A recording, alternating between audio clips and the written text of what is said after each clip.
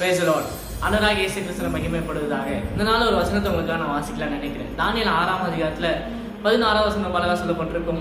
நீ இடைவிடாமல் ஆராதிக்கிற உன் தேவனை தப்புவிக்க வல்லவரா இருக்கிறார் அப்படின்னு ஒரு வசனம் சொல்லப்பட்டிருக்கும்.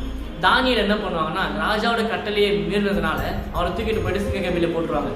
கெபியில போறதுக்கு முன்னாடி அவரை பார்த்து ராஜா ஒரு வார்த்தை சொல்லுவார். என்ன சொல்லுவார்? அவர் தான் சொல்லுவாரு, நீ இடைவிடாமல் ஆராதிக்கிற உன் தேவனை தப்புவிப்பார் அப்படின்னு ஒரு வார்த்தையை சொல்லிட்டு அவங்க போவாங்க.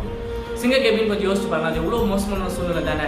அதுக்குள்ளே யாராவது தூக்கி போட்டாங்கன்னா உயிரோடு வரதுக்கு சான்ஸே கிடையாது. ரொம்ப மோசமான சூழ்நிலை. ஆனா ராஜா ஒரு வார்த்தை சொல்றாரு, நீ ஆராதிக்கிற தேவன் உன்னை காப்பாற்ற ஒரு வார்த்தை சொல்றாங்க.